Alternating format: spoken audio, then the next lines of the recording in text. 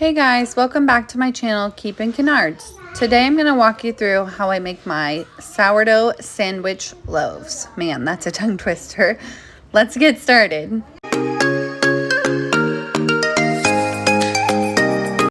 In order to make sourdough bread, you need a sourdough starter. This can be either something you make from scratch at home. It's fairly easy and I've had mine for a couple years now. Or you can buy a sourdough starter from a local friend or farmer. There's also dehydrated starters online, which you can buy and have them come to your house in the mail. So here you're going to see me feed my starter. I typically do about 1 cup of warm water and 1 cup of flour to feed my starter. I do this in the morning, the day before I want to eat the bread. So it's probably about 8 or 9 in the morning, and I'm feeding my starter so that later in the day I can actually get the bread going. Here you're going to see me use some type of wooden spatula or spoon to stir my starter. It is recommended that you do use a wooden utensil for many people that I have read about online, but sometimes my wood spoons are not clean, so we just use any spoon that's available.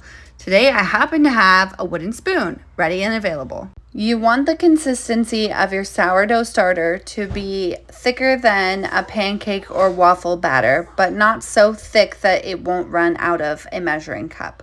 You're going to see me put some saran wrap over the top because your starter needs both heat and light to grow.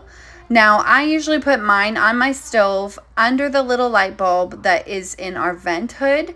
I also use saran wrap because it's just easier than using a tea towel, but you can use one of those too. Before you use your starter, you want to do what we call a float test. You're going to take a little spoonful of starter and put it in some water to see if it floats. If it does in fact float, as you can see here, then your starter is ready to use to make bread. I like to start with a clean flat surface because the dough for sourdough bread is fairly sticky and it's easier to maneuver if you have flour on your countertop. Because the dough is so sticky, I like to prepare and have everything I need already on the countertop.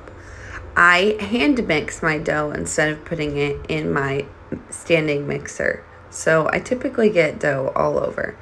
You're going to see me make a double loaf here. This is going to make 2 bread loaves. I use 2 2/3 cup of water. Then we mixed that with 1 cup of our sourdough starter, 7.5 cups of flour. Now I realize that sounds like a lot, but when you're making 2 loaves of bread, if you break that down, that's really only 3.5, maybe 3 3/4 cups of flour per loaf. So it's actually not that bad. I mix the sourdough starter and the water first. So when you do it this way, water, sourdough starter, and then add the flour, it allows the dough to be the perfect consistency so you don't have little flour clumps in it. When making bread, you can definitely use something like a KitchenAid stand mixer. Here, I'm using my hands. This is my preferred method. There is something just so therapeutic about kneading dough and working with my hands in the kitchen while I'm at home.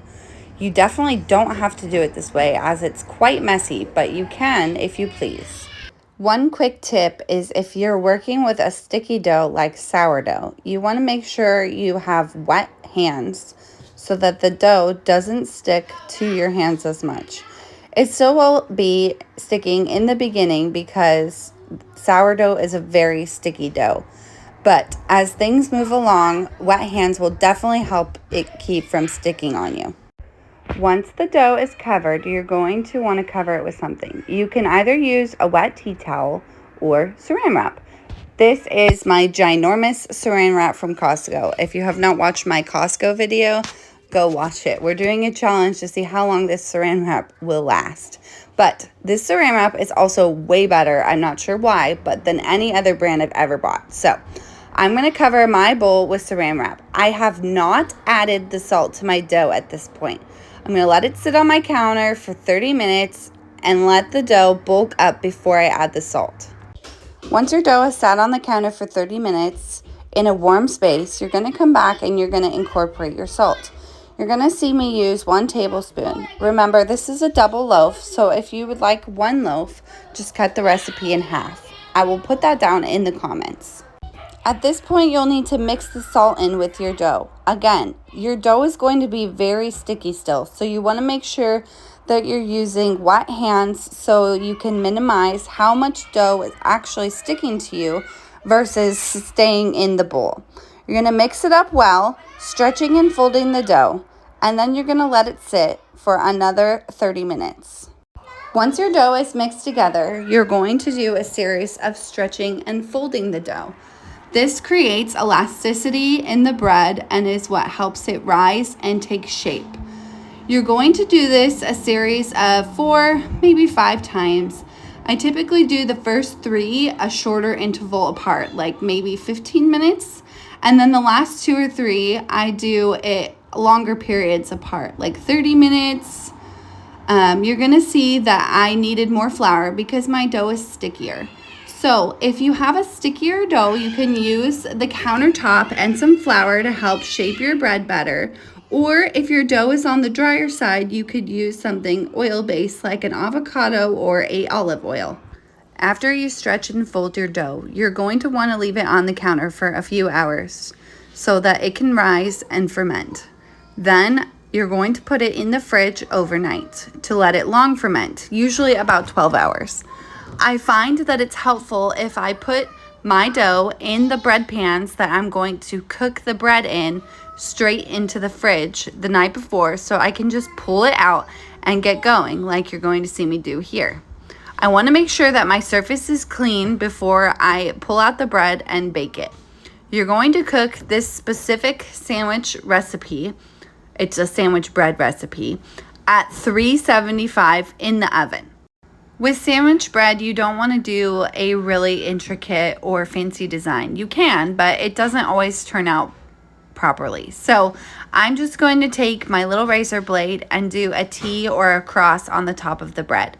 This is going to allow the bread to split at the top once it's baked to make it easier to cut into slices specifically for sandwiches.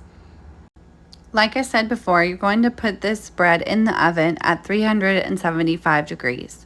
I typically start my time for about 30-35 minutes, just so I'm making sure that the bread is cooking and not burning. You can, however, cook it for longer. Sometimes it takes up to 40 minutes at this temperature. This allows the bread to brown on the outside but not burn while it's trying to also cook the inside. When you take the bread out of the oven, you want to immediately remove it from the bread pan. It will still continue to cook as it cools. You want to make sure, like any other sourdough loaf, not to cut into the bread until it is completely cool or at least under 100 degrees.